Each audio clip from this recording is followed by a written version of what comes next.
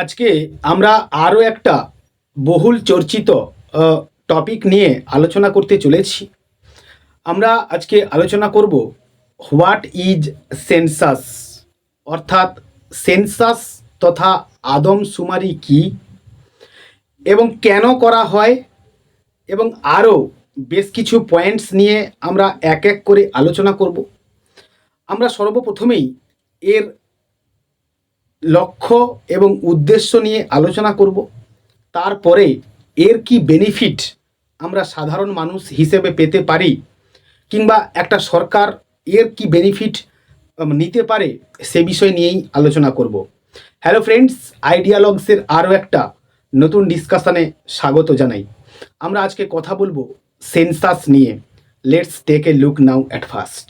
সর্বপ্রথমেই আমরা নাম্বার 1-এ চলে আসব। সেন্সাস বা আদমশুমারি কি? নাম্বার 2, কেন করা হয়? নাম্বার 3, এর উদ্দেশ্য কি?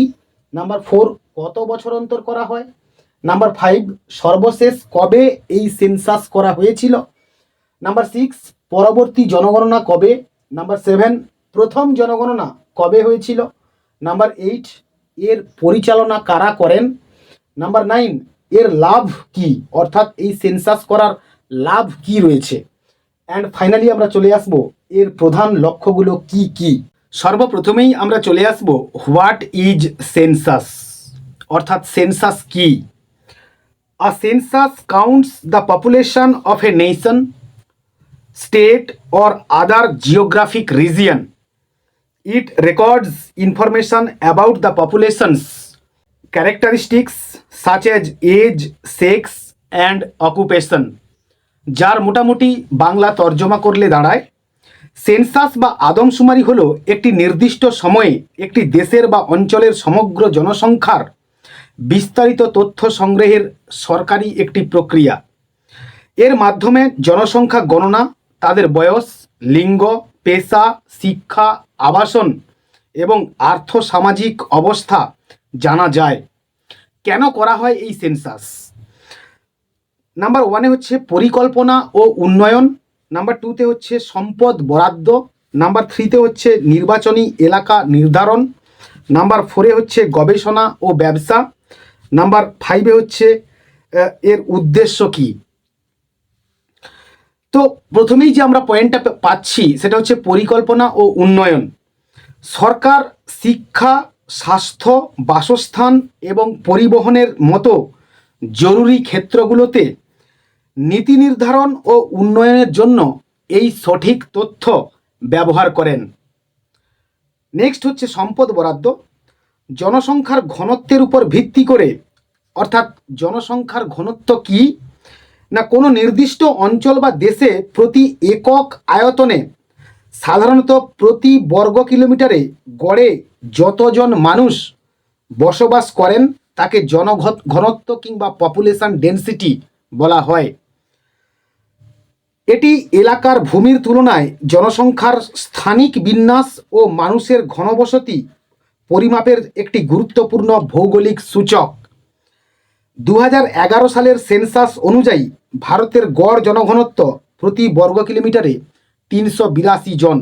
অর্থাৎ সম্পদ বরাদ্দ ব্যাপারটা কি না, জনসংখ্যার ঘনত্বের উপর ভিত্তি করে বিভিন্ন রাজ্য ও অঞ্চলের সরকারি তহবিল ও অনুদান বন্টন করা হয়। নেক্সট আমরা চলে আসব যে নির্বাচনী এলাকা নির্ধারণ। জনসংখ্যার পরিবর্তনের ভিত্তিতে নির্বাচনী এলাকা পুনর্নির্ধারণ করা হয়, অর্থাৎ একটা এলাকাতে একটা বুথে কতজন ভোটার রয়েছেন, পরবর্তী 10 বছর পরে কতজন ভোটার বাড়লো, সেটার একটা হিসেব কষে বুথ করা যায় কিনা সে বিষয় নিয়েই এখানে একটা পর্যালোচনা করা হয় এই সেন্সাসের মধ্য দিয়ে। নেক্সট আমরা চলে আসব এর উদ্দেশ্য কি। একটি দেশের মানুষের জীবনযাত্রার মান এবং আর্থসামাজিক অবস্থার একটি পূর্ণাঙ্গ চিত্র এর মাধ্যমে তুলে ধরা হয়। নেক্সট আমরা চলে আসব কত বছর অন্তর করা হয়। ভারতের সাধারণত প্রতি 10 বছর অন্তর জনগণনা কিংবা আদমশুমারি বা সেন্সাস করা হয়। 1881 সাল থেকে প্রায় 146 বছর আগে থেকে এই ধারা নিরবিচ্ছিন্নভাবে আমাদের জীবনে চলে আসছে। সর্বশেষ কবে হয়েছিল? 2011 সালে সর্বশেষ জনগণনা হয়েছিল, যা ছিল 15তম জনগণনা, আর এইবার হতে চলেছে 16তম জনগণনা। পরবর্তী জনগণনা 2021 সালে হওয়ার কথা থাকলেও করোনা অতিমারির কারণে এই জনগণনাকে বন্ধ রাখতে হয় এবং সর্বশেষ তথ্য অনুযায়ী এই প্রক্রিয়া 2026 সালের অক্টোবর থেকে শুরু হয়ে 2027 সালে শেষ হওয়ার একটা পরিকল্পনা রাখা হয়েছে। প্রথম জনগণনা হয়েছিল 1872 সালে। প্রথম সুসংগত অর্থাৎ সিঙ্ক্রোনাস জনগণনা 1881 সালে অনুষ্ঠিত হয়। এর পরিচালনা কারা করেন?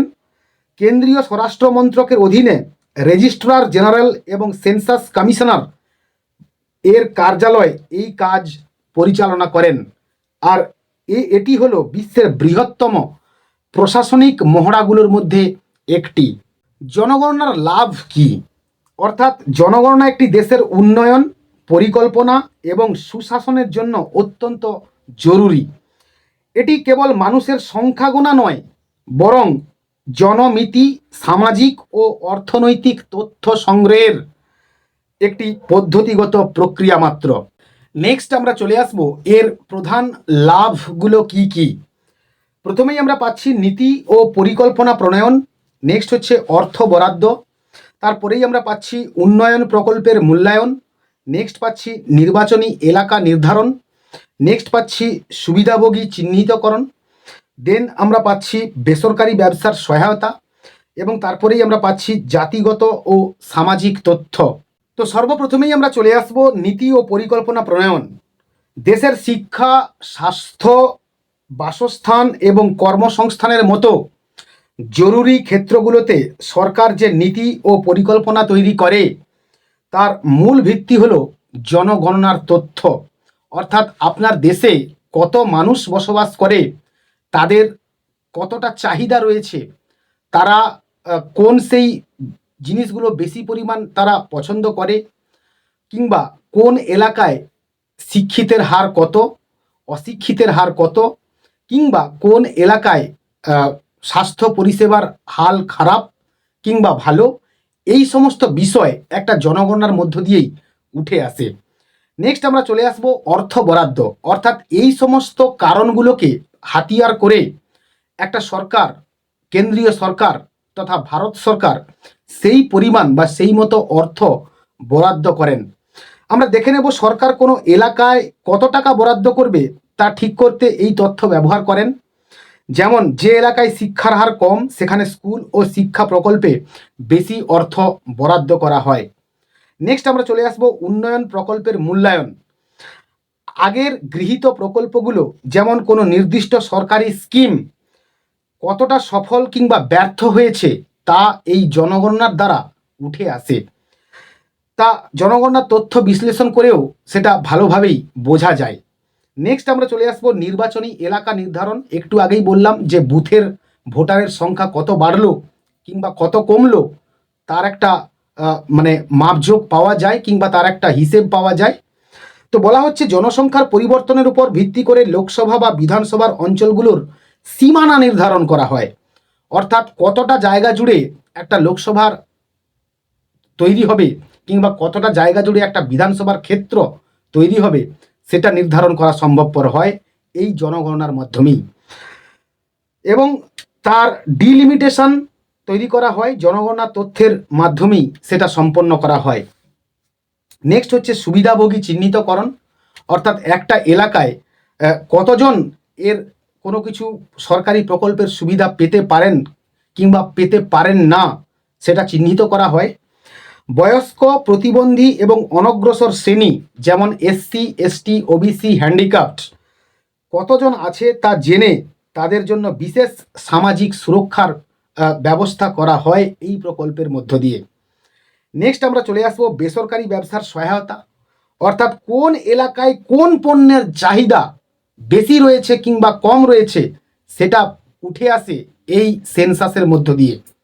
নেক্সট আমরা চলে আসবো তা বুঝতে এবং নতুন ব্যবসা স্থাপনের জায়গা নির্ধারণ করতে বেসরকারি সংস্থাগুলো এই তথ্য হাতিয়ার করে কিংবা সরকারের কাছ থেকে নেয় এবং সেই অনুযায়ী তারা ব্যবসার প্রসার ঘটান। ফাইনালি আমরা চলে আসবো যে জাতিগত সামাজিক তথ্য, জাতিগত কিংবা জাতিভিত্তিক শুমারি বা কাস্ট সেন্সাস হলে সমাজের বিভিন্ন জাতিগোষ্ঠীর অর্থনৈতিক ও সামাজিক অবস্থার সঠিক একটা চিত্র উঠে আসে কিংবা পাওয়া যায়, যা বৈষম্য দূর করতে সাহায্য করে।